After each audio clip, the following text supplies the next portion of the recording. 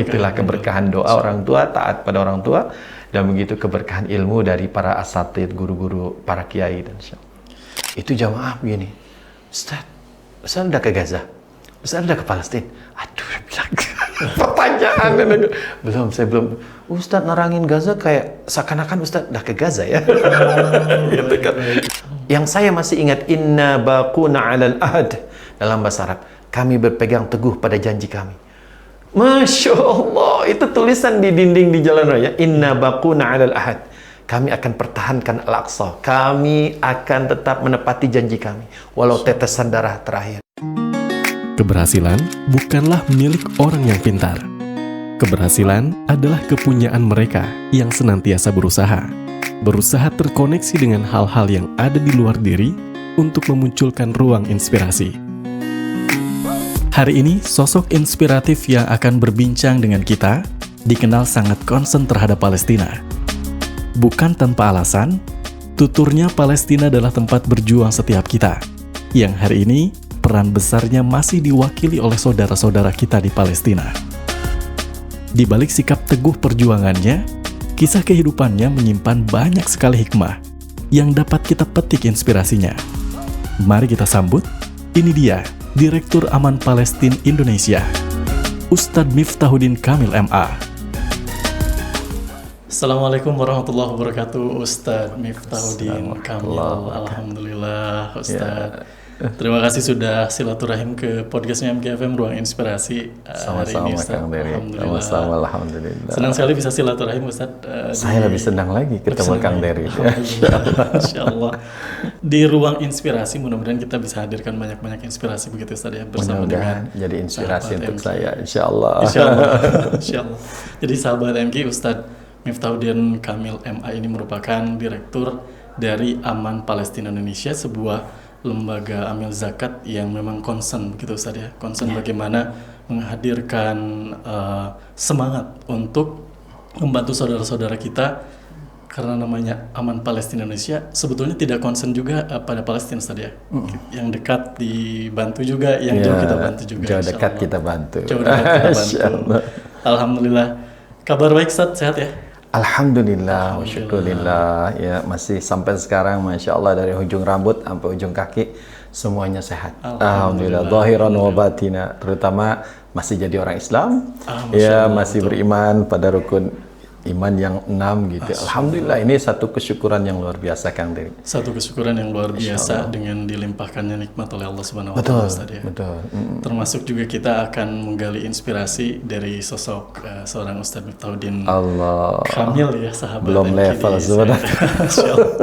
Karena beliau mungkin di awal, Ustaz, ya, kita mengawali perbincangan kita di hari ini di Ruang Inspirasi. Ini kalau secara sekilas sebetulnya saya mengenal Ustadz ini sebetulnya agak-agak ada logat Malaysia yang bisa digunakan Ustadz ketika berkomunikasi. Apa Ustadz orang Malaysia atau sebetulnya Indonesia, Ustadz? Makanya saya selalu bercanda ya, Kang Dery, ya, sahabat inspirasi, ruang inspirasi, ya. Iya. Saya itu Miftahuddin BA. Miftahuddin BA apa itu? Betawi asli. Betawi asli. Sudah diklarifikasi. Dan MA ya. MA, mahasiswa abadi. Allah. Jadi bukan titel akademik. Walaupun sungguhnya ya, S1 saya di International Islamic University Malaysia. S1 pertama dalam bidang Quran dan S1 kedua di bidang psikologi. Dan kemudian saya pindah kampus ke University of Malaya dan saya lanjutkan dengan tafsir dan ulumut tafsir. Alhamdulillah. Kajian saya tafsirnya Pak Quraish Shihab. Ya, Al-Misbah, Profesor Dr. Quraish Shihab. Cuman saya lebih suka dengan penafsiran yang tadi, ya, bahwa BA itu Betawi asli dan MA mahasiswa abadi. Karena sejatinya kita terus belajar, Ustaz, ya. Betul, utlubul ilma minal mahdi ilal lahdi. Makanya saya gelarin saya MA begitu. Masya Allah. Baik, BA, Ustaz, ya, Betawi asli. Lantas kemudian kenapa kuliahnya di Universitas Malaya tadi? Masya Allah. Seperti apa ceritanya, Ustaz? Bismillahirrahmanirrahim. Mudah-mudahan yang pertama saya membentengi hati saya, ya, bukan satu ujub dan juga kesombongan, tapi cuma at-tahadduts bi ni'mah wa amma bi ni'mati rabbika fahaddits. Saya terlahir dari keluarga yang sederhana, ya. Begitu, seorang ayah yang pernah jadi ketua Ansor Ketua Tanah Abang, Masya Allah ya. Jadi, wah luar biasa nih ya. Jadi aktivis Nahdlatul Ulama begitu ya, ketua Ansor. Dan seorang ibu yang lulusan PGA, dulu ada PGA, Pendidikan Guru Agama. Begitu. Memang rumah ayah saya dengan rumah ibu cuma dibentengi masjid aja.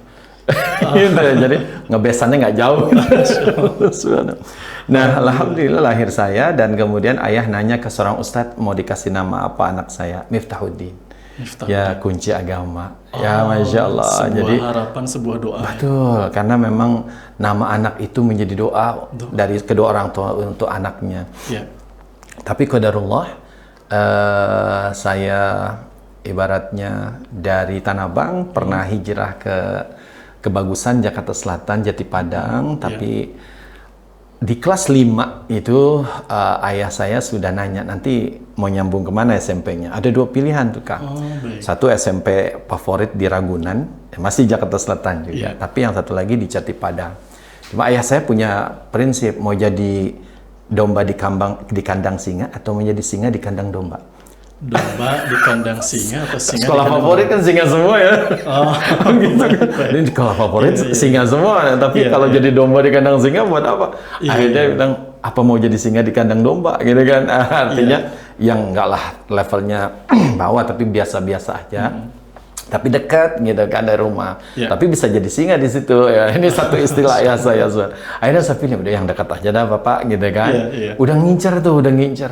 Qadarullah ada peristiwa ayah saya difitnah. Jadi sampai fitnahnya itu mengarah ke pembunuhan ya, naudzubillah. Akhirnya ayah saya hijrah, sampai satu keluarga pun hijrah, rumah dilelang, dijual murah begitu. Akhirnya kami pindah lagi ke Tanah Abang. Ke Tanah Abang lagi. Tapi sampai di Tanah Abang, rupa-rupanya ada tetangga anaknya di pesantren. Subhanallah, dia datang, Pak, Bu, anaknya nanti kemana nih? Udah kelas 6 kan? Nah Bang, kenapa emangnya? Anak saya di pesantren, anak kami di pesantren. Sekarang udah bisa ceramah, udah bisa bahasa Arab gitu kan. Akhirnya ayah saya tertarik tuh, subhanallah. Akhirnya, Mif, kita ke pesantren ya. Alhamdulillah, berkat taat sama orang tua tuh. Ya ikut, ya kan, interview, cara sholat, cara wudhu. Dulu akhirnya masuk tuh. Pada awalnya ada resistensi tidak Ustaz? Alhamdulillah, sama sekali tidak. Sama sekali tidak ya? Sama sekali tidak. Memang Masya Allah, sama wa ta'ah. Ya, kemana ayah arahkan, saya siap. Masya Allah. Baik. Dan Alhamdulillah, ya kan, bisa ngikuti dan ya, Alhamdulillah dapat kelas yang terbaik. Yang dulu bukan A ya, di pondok saya kelas terbaik itu B. Jadi B, C, D, E. Kenapa? Karena A itu nggak ada gitu, ibaratnya nggak ada. Semua masih serba kekurang, makanya ya, walaupun kelas terbaik B begitu. Itu satu. Itu sempurna barangkali. Iya betul, nggak ada yang sempurna. Akhirnya, qadarullah, saya di kelas 3 pesantren, ayah harus kembali kepada Allah Subhanahu Wa Taala. Jadi di usia saya 14 ke 15 itu saya berstatus yatim. Begitu, harus berpisah dengan sosok yang saya kagumi, yang belum banyak belajar saya dengan beliau, tapi modal saya adalah saya pernah mentaatinya ketika beliau mau kirim saya ke pesantren. Dan Alhamdulillah ya, bangun tidur, ya 6 tahun, tiba-tiba udah bisa bahasa Arab. Subhanallah, udah bisa baca kitab gitu kan. Udah bisa bahasa Inggris gitu kan. Udah bisa naik mimbar gitu kan, Masya Allah. Nah ini satu yang saya syukuri dan kuncinya saya wasiatkan pada anak-anak saya, udah apa yang orang tua arahkan, taat aja lah. Gitu kan. Bismillah. Sami'na wa ta'ala gitu. Jadi keberkahan juga barangkali di situ letaknya. Itu, ya. Di situ letak. Saya selalu tekankan ke adik-adik saya juga, apa kata orang tua, bismillah. Dengar aja. Pasti nggak ada orang tua yang mau menjerumuskan anaknya ya. Begitu. Dan itu terulang. Ketika saya lulus pesantren, itu kami satu pesantren 50 orang ikut bimbel tuh. Kenapa? Karena kan mau masuk UIN nih ceritanya, UIN Jakarta gitu. Tiba-tiba ketika ujian yang lulus dari 50 cuma 5 orang. Hanya 5 orang. 5 orang dan termasuk Ana. Miftahuddin, Usuluddin. Subhanallah lulus gitu kan. Pas ke bed halaman berikutnya, uang bangunan. Uang bangunan dan sebagainya. Pas pulang sampai rumah, Bu, gimana? Alhamdulillah keterima, tapi ada uang bangunan dan sebagainya. Kata ibu, kita udah nggak punya duit. Subhanallah, udah nggak punya duit tuh. Jadi nggak ada biaya untuk kuliah. Udah kita cari yang beasiswa aja ya. Kebetulan rumah aneh di Tanah Abang, dekat dari Salemba. Di situ ada LIPIA, Lembaga Ilmu Pengetahuan Indonesia Arab. Nah itu gratis, bahkan dapat uang jajan tiap bulan. Kalau nggak salah dulu 86.000 gitu lah. Ya kan? Jadi naik PPD lah 916 turun di Salemba belajar. Tapi dari situ masya Allah, ya kan? Dan atas doa ibu lulus. Itu diuji baca kitab yang nggak ada harokatnya ya, Arab gundul ya, Arab maklum deh ini gundul. Kemudian komunikasi, cuman ada satu pertanyaan tricky nih, kalau kita salah jawab nggak akan lulus. Ayya madhabin anta tatamadhab, madhab apa gitu kan ya. Anda bilang ya madhab Syafi'i Ahlus Sunnah wal Jamaah. Sebab kalau kita terus tricky yang selanjutnya mara'yuka fi Syiah, apa pendapat kamu tentang Syiah? Wah, ini kalau salah jawab, kalau kita bilang Syiah khair, bagus. Jadi kita jawab tegas, nggak bagus ibaratnya itu akidahnya. Alhamdulillah lulus. Ya, di samping nahu, sorof yang diuji semua balaghah, ya kita lulus. Ini berkat orang tua. Alhamdulillah. Setiap pagi disiapin sarapan, setiap pagi baju disiapin, dimasukin tuh sama ibu, masya Allah, tas disiapin, dibawain sampai ke pintu, sampai kita hilang baru ibu masuk menutup pintu. Rupa-rupanya kan setahun kemudian ibu saya meninggal dunia. Masya Allah. Ketika itu, alhamdulillah saya tidak membantah. Kan bisa aja misalnya, ibu, ya kan, alah Ciputat tuh deket, ya tiap minggu saya bisa pulang, gitu kan. Lagipun kalau pulang balik kan biayanya mahal, gitu kan. Tapi itu nggak keluar. Qadarullah, alhamdulillah. Saya bilang sama ibunya, sam'an wa ta'ah, ya kan. Padahal yang 45 lagi, lu udah lulus, sudah diterima nggak diambil. Gitu kan bahasa Jakartanya. Dari 50 orang yang diterima cuma 5, pas sudah diterima lu nggak ambil. Walah, gitu kan. Kalau tahu dari awal lu jangan ikut katanya. Allah. Tapi itulah satu hikmah ya, keberkahan, kuncinya keberkahan. Ya, dengan taat pada Masya orang Allah. tua. Kita sedikit kembali Ustadz pada tadi Ustadz usia 14 tahun ya. 14 tahun. 15 begitu 15 tahun. Harus kemudian ditinggal oleh ayah. Ya. Kemudian ibu menyusul Ketika 19 tahun. 19 tahun dalam rentang waktu yang tidak terlalu Betul, 3 atau 4 tahun. 3 atau 4 tahun. Ada satu hal barangkali Ustadz ya, yang pasti dengan situasi tersebut sebagai seorang anak dengan berposisi pada seorang ibu dan ayah yang dijadikan sebagai tauladan dalam kehidupan, jadi role model dalam kehidupan, ketika sosok itu sudah kemudian tidak ada. Bagaimana Ustadz menyikapi situasi tersebut harus sangat dini hadir pada kehidupan Ustadz? Baik. Jadi ketika ibu meninggal, itu memang satu ujian yang luar biasa. Karena terbayang ketika ayah meninggal masih ada ibu. Ketika ibu tidak ada, masih ingat ya kita turunkan beliau di satu tempat tidur beroda itu, masuk ke satu ruangan khusus untuk ngecek detak jantung, dan ternyata flat tuh. Di situ ucapan, Dek, ibunya sudah tiada. Oh, Masya Allah Akbar. Ya Allah, apa di sebalik ini ya Allah rahasia yang kau. Karena yang terbayang oleh saya adalah saya didampingi ibu ketika wisuda. Misalnya kan banyak orang didampingi orang tuanya ketika sukses begitu kan. Tapi Masya Allah, ya itu cukup. Ada sedikit kerapuhan di situ. Ketika membawa jenazah pulang, wah tumpah itu. Tapi paman saya bilang, Miftah harus tegar, karena Miftah anak sulung. Ada 3 adik. Ya, kalau seorang seorang abang tidak tegar, bagaimana adik-adiknya? Subhanallah. Akhirnya bermodalkan ilmu akidah yang ditanamkan di pesantren, ya kami bisa menjalani hidup ini, walaupun memang harus kehilangan orang yang menjadi tadi ya idola, panutan. Alhamdulillah, ini berkat didikan, penanaman akidah. Ya, tentunya Allah tidak salah alamat ketika menguji seseorang hambanya dengan ujian seberat apapun. Tapi Allah Maha tahu yang baik untuk hambanya, dan seterusnya insya Allah. Usia 19 tahun pasti perlu kemudian bimbingan. Siapa yang kemudian menjadi sosok Ustadz pada saat itu yang senantiasa menjadi barangkali tempat curhatnya Ustadz. Baik, akhirnya saya harus meninggalkan adik-adik di Indonesia karena paman saya seorang pilot. dan merasa ini tanggung jawab, dia bilang oke, Miftah dan adik-adik bersama kami. Cuman saya diterima di International Islamic University of Malaysia. Sudah mulai ke Malaysia? Iya, jadi 1994. 1993 ibu saya wafat. Yeah. 1994 saya diterima di Malaysia, Universiti Islam Antarabangsa. Yeah. Dan berangkatlah ya begitu. Nah, saya punya ibu angkat di Tanah Abang. Beliau adalah sahabat karib ibu saya.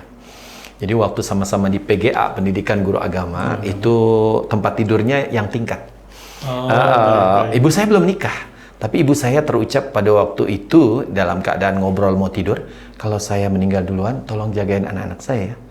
Subhanallah. Jadi amanah ini dijalankan oleh ibu angkat saya sampai sekarang. Beliau masih ada di Tanah Abang. Jadi memang itulah tempat curhat, dan karena kebetulan beliau juga guru agama di SD. Dan di samping itu saya udah kenal dosen-dosen di kampus yang bisa menjadi pembimbing saya ketika itu. Alhamdulillah ya, tidak sampai terjerumus yang macam-macam. Ya, alhamdulillah. Masih on the track. Alhamdulillah. Keberkahan kembali Ustaz ya. Alhamdulillah, keberkahan itu. Seorang anak itu memposisikan pada taat kepada orang tua ya. Insya Allah. Ini jadi satu inspirasi bagi kita begitu ya, sahabat MQ, bagaimana seorang anak itu memang keberkahannya itu ada pada orang tua ya. Betul. Keberkahan, ridho dari orang tua itu jadi ridho Allah Subhanahu wa taala. Di samping itu tentu guru-guru kiai-kiai saya, guru-guru saya. Karena bermodalkan keberkahan ilmu yang saya dapat di pesantren dan doa orang tua walaupun memang sudah almarhum dua-duanya. Unik Kang, karena saya itu dari segi ilmu jauh lah. Ya, sedikit sekali ilmu saya. Ya, modal saya cuma pesantren, kemudian juga di kampus 4 atau 5 tahun begitu. Tapi Masya Allah, ya semua orang Malaysia tahu saya orang Indonesia. Tapi Masya Allah, kerja saya tiap malam itu dari masjid ke masjid ceramah di Malaysia. Di Malaysia? Ya sampai ada bilang, saya ngobrol dengan istri, Abi ini apa kelebihannya? Gak ada kelebihan, Masya Allah. Ya cuman Alhamdulillah bisa bahasa Arab, Alhamdulillah bisa baca kitab gitu kan. Tapi Masya Allah, ya nggak ada malam yang saya kosong, nggak ada kuliah duha kalau Sabtu Ahad begitu kan. Ya kuliah zuhur muslimat. Ya dari harus masjid ke masjid. Ya makanya mungkin lidahnya agak kental ya. Karena memang harus selamat dalam bahasa Malaysia. Iya, Insya Allah. Nah itu keberkahan. Ya, itulah keberkahan doa orang tua, taat pada orang tua, dan begitu keberkahan ilmu dari para asatidz, guru-guru, para kiai dan insya Allah. Baik, itu masa kemudian Ustadz hijrah ya ke Malaysia. Betul. Untuk kemudian menuntut ilmu. Itu sudah menikah Ustadz ya? Baik, jadi saya ketika S1 ya, itu 3,5 tahun saya lulus S1 pertama. Di Lipia tadi? Atau? Tidak, di International Islamic University di Malaysia. Oh, di Malaysia. Karena di Lipia cuma setahun. Baik. Di Lipia itu 92-93. 93-94 saya banting setir. Ada satu kursus bahasa Inggris, Intensive English Course di Gambir, depan Gambir itu stasiun. Saya habiskan, setelah itu datanglah panggilan. Saya sambung kuliah, rupanya rezeki saya kuliah bukan di dalam negeri, tapi di luar, begitu di Malaysia. Nah, 3 tahun setengah pertama selesai satu yang pertama Quran, dan ditambah 1 tahun transfer kredit, SKS ditransfer tuh ya, jadi alhamdulillah saya dapat S1 yang kedua dalam psikologi. Ya dulu belajarlah ya counseling, intro to psychology, psychology, health psychology, industrial psychology ya. Adalah kenal. Saya kenalan dengan Maslow, dengan Sigmund Freud. Istilah-istilah ya betul, itu ilmu psikologi, betul, alhamdulillah. Ya, jadi memang setelah itu saya mau lulus di S1 yang kedua, udah ada tawaran. Ada seorang bunyai ya, pimpinan pondok pesantren, dan suaminya orang Madiun, tapi punya pesantren megah di Selangor di Malaysia. Miftah setelah ini mau kemana? Padahal ketika itu saya belum lulus, semester terakhir, belum ada rencana. Ya udah di sini aja ngabdi.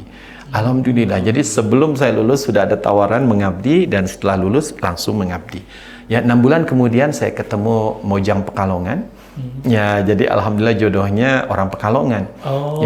Walaupun di Malaysia ketemunya. Di Malaysia, ya, yang menjadi umi anak-anak saya sekarang. Baik, alhamdulillah. Nah, bersama dengan beliau ya mengarungi kehidupan sampailah 6 bulan kemudian saya resign dari pesantren itu, saya buat pesantren sendiri. Pesantren saya dulu namanya Rodatul Quran Islamic Center. Di Malaysia? Di Malaysia. Santrinya sampai 100 orang dulu. Dari yang tidak bisa baca Iqra sampai bisa baca Quran. Dan sampai hatam Quran. Alhamdulillah. Ya, tapi kemudian saya ada tawaran lagi ngajar. Ya, saya tertariknya karena English medium. Karena ngajar dalam bahasa Inggris. Masya Allah. Karena memang di sana bahasa Inggris juga jadi bahasa second language. Betul. Dan modal saya Inggris di pesantren dan di UIA, University Islam. Jadi nyobalah bismillah. Keterima, setelah micro teaching, keterima. Ya ngajarlah. Dapat 2 tahun lebih, kemudian saya resign. Tiba-tiba itu ada tawaran. Ustaz, masjid kita baru berdiri di kampung ini. Kata orang-orang Malaysia nih, masyarakat di situ. Kami mau Ustaz jadi imam. Saya bilang, paspor saya Garuda. Saya bilang. Paspor saya Garuda. Bukan harimau. Gitu. Paspor saya warna hijau, bukan merah. Kami tahu Ustaz orang Indonesia, tapi kami mau Ustaz jadi imam. Masya Allah, akhirnya saya pun jadi imam di Masjid Kota Damansara, Selangor ini. Saya jadi imam setahun. Masya Allah, ada satu ketika itu saya cuma bilang, tuan-tuan dan puan-puan gitu kan, di belakang itu ada satu ruangan kosong. Sayang, bagaimana kalau kita jadikan perpustakaan, library? Oh, setuju semua. Dalam waktu 2 minggu itu 50 juta terkumpul. Alhamdulillah. 50 juta rupiah ya, berarti kisaran 15.000 ringgit itu terkumpul. Dan kebetulan setelah itu pameran buku internasional di Kuala Lumpur. Wah, itu saya ngambil buku kayak punya duit aja itu. Padahal duit jamaah. Dalam alhamdulillah singkat jadilah perpustakaan, alhamdulillah. Tapi kemudian saya resign, ya gitu, saya resign. Dan di saat saya cuma ngajar gitu kan dari masjid ke masjid, nah pimpinan Aman Palestina di Malaysia telepon, ya kan, Ustaz ngapain sekarang? Biasa kita bersama jemaah gitu kan. Oke, kami datang, nanti kita cari ruangan kantor yang disewakan. Ustadz nanti kita minta jadi kepala cabangnya. Jadi saya pernah jadi kepala cabang salah satu cabang Aman Palestina di Malaysia, yaitu di Damansara. Alhamdulillah. Nah, saya dilantik resmi pada bulan Maret begitu, 2011. 2011. Ya. Dan kemudian di Oktobernya tiba-tiba keuangannya ya, bendahara telepon. Ustaz, tolong paspornya dikirim ke kantor pusat. Ada apa? Saya bilang, Ustaz mau dibawa ke Gaza oleh Ustaz Awal. Masya Allah. Ke Gaza? Gak kebayang tuh Gaza kayak gimana gitu kan. Cuma memang awal pertemuan kami dengan Aman Palestina adalah istri. Uminya anak-anak saya. Jadi beliau itu kan memang dari dulu sebelum nikah jadi supir saya. Supri ya, supir pribadi. Ya memang beliau yang drive, saya nggak bisa Abil tahu itu. Jadi memang beliau satu ketika parkir di sebuah masjid, ada pameran Palestina oleh Aman Palestina. Jadi saya tanya, ini apa? Ini pameran Palestina. Oh, apa tuh? Oh, kita bantu rakyat Palestina. Apa nama ini NGO-nya Aman Palestina? Kalau suami saya mau bantu, kami mau bantu, karena suami saya penceramah. Nanti bisalah kita ngegalang dana dari Majelis Taklim. Oh, boleh. Apa yang dikasih oleh Aman Palestina ketika itu? Kaleng biskuit Kongguan kalau kata Kongguan. Ini puan gitu kan. Dan ini stikernya. Nanti stikerin aja, belum cakep kayak gini, belum gitu kan. Jadi akhirnya pakai kaleng biskuit Kongguan. Kita save Gaza gitu. Saya bawalah ketika saya ceramah, saya kumpulin dan saya serahin ke Aman Palestina. Ya, jadi ketika saya sudah tidak lagi jadi imam di Masjid Kota Damansara, itu ternyata Allah kirim hamba Allah pimpinan, ayo bergabung. Saya pun bilang, oke, demi jihad untuk Palestina, bismillah. Ya, karena itu masjid kita semua. Rasmilah saya bersama Aman Palestina ya 2011 tadi. Jazakallah. Alhamdulillah Ustaz, tadi ceritanya bahwa Ustaz berarti usia 20 tahun sudah kemudian hijrah ke Malaysia. Betul. Di Malaysia selama 20 tahun Ustaz ya? 20 tahun. Mungkin di awal-awal Ustaz ada inspirasi yang dirasakan dari Ustaz bagaimana ketika memang pindah dari Indonesia ke Malaysia, walaupun kita satu rumpun Ustaz ya, betul. Tetapi tentu ada culture shock ya, ada culture shock, ada hal-hal yang mungkin perlu banyak adaptasi di sana Ustaz. Ada cerita unik tidak Ustaz? Cerita yang juga inspiratif bagaimana Ustaz Insyaallah. harus benar-benar beradaptasi dengan situasi yang baru, lingkungan yang baru. Alright. Semua masih terbayang dan tersimpan rapi. Begitu kan insyaallah. Karena sesungguhnya ada satu ya tafaul ya, artinya tasyaum. Tasyaum ini artinya satu pesimisme ketika itu. Waktu saya baru lulus, kemudian ditinggal ibu juga. Wah, ini sempat nggak saya kuliah, begitu kan? Tapi qadarullahnya tiba-tiba, masya Allah, ya panggilan beasiswa ya ke Universitas Islam Antarabangsa. Dan memang ketika itu saya lagi silaturahim ke pesantren di Jakarta Selatan, Senopati, dekat Senayan ya. Dan guru saya pulang dari Malaysia. Jadi saya bilang, Ustaz, ada nggak peluang saya ke Universitas Islam Antarabangsa? Dulu nilai kamu lulus gimana? Kalau urusan itu alhamdulillah beres dah. Karena saya memang alhamdulillah lulus excellent. Ya mumtaz gitu kan. Saingan saya anak kiai satu kelas tuh. Kalau nggak beliau saya kalau ketemu beliau ngomong di depan santri-santri, dulu ini saingan saya. Saya malu. Itu hoax saya bilang. Memang saingan saya anak kiai. Jadi alhamdulillah, ya kan. Jadi, untuk urusan nilai beres dah. Jadi mana dokumennya, dibawa ke Malaysia. Nggak lama kemudian datang surat ke saya, Anda diterima. Subhanallah, tolong buat paspor dan siap berangkat, Anda tunggu nih alamatnya. Luar biasa, ya kan, masya Allah. Ibu angkat saya langsung, ayo buat jas, yuk beli sepatu baru. Ibu angkat saya yang repot gitu kan. Insya Allah. Jadi di pesawat juga ada culture shock, gitu kan. Ketika pertama kali berangkat itu masih kurus kan, jangan lihat saya sekarang. Jadi kayak kacamata baru. Sampailah pelayan kapal terbang nih, armada. Pak, yang eksekutif, yang ekonomi udah habis ini. Bapak kami pindahkan ke bisnis kelas ya. Masya Allah Nabi. Tapi kan pertama kali berangkat, ya nggak terlalu apa sih bedanya? Nggak pernah naik pesawat. Betul ya, pas naik ke atas, Masya Allah, kok nomor seat saya ada yang tempatin ini. Ada 2 pasang suami istri orang London. Ya, jadi disitulah keluar modalnya. Ini asal-asal aja bahasa Inggrisnya. Paling juga excuse me. Akhirnya suami bilang, kata suaminya, oke. Akhirnya suaminya ke belakang, saya duduk sama istrinya yang udah tua ya kan. Terus saya bilang, this is my first time gitu kan, ini pertama kali saya kan. Ntar kalau udah sampai Kuala Lumpur, kasih tahu ya. Takut kebablas ke Inggris. Subhanallah. Akhirnya saya turun dan langsung ke alamat yang dibagi. Alhamdulillah saya ketemu dengan guru saya yang mengusahakan saya, dan alhamdulillah sekarang beliau punya pesantren Nurul Ilmi di Bojong, Depok. Masya Allah, itu orang yang berjasa itu karena ngurus sampai ngelobi dan saya diterima di Universitas Islam Antarabangsa. Culture shocknya mungkin dari segi bahasa ya. Ketika saya jadi mahasiswa, punten ya minta ampun. Walaupun kita satu rumpun, ada bahasa-bahasa tertentu yang memang aib bagi orang Malaysia. Kalau kita sebut itu, contohnya, kalau kita sop buntut ya. Sop buntut. Kalau mereka nggak bisa. Ya, ketika saya order, kayak saya pesan tuh, pesan apa? Sop buntut. Nggak ada di sini. Sana, kalau di Delhi Nabang, sana pergi cari di Bongkaran. Tahu kawasan-kawasan Doli di Surabaya, Bongkaran di Tanah Abang, itu kawasan-kawasan pelacur gitu. Jadi saya bingung, kenapa ada apa yang salah dengan ucapan saya? Rupanya buntut itu nggak boleh. Ya, sop ekor. Baru sop ekor. Kalau kita sebut sop buntut, astagfirullahaladzim. Ya, baru saya astagfirullahaladzim salah sebut gitu kan. Itu saya langsung digituin sama yang tukang masak penjualnya. Nggak ada sop buntut di sini. Dengan nada gini kan, cari di sana. Disebutlah kalau di sana cokit ya, kawasan-kawasan yang banyak PSK-nya gitu kan. Astagfirullahaladzim, itu culture shock juga. Kan dari segi bahasa. Ya jadi memang nggak mudah ya, nggak cuma di kemana jadi kemana, apa. Tidak. Ada beberapa bahasa yang menurut kita, ternyata nggak sama ya konotasinya, pahamannya.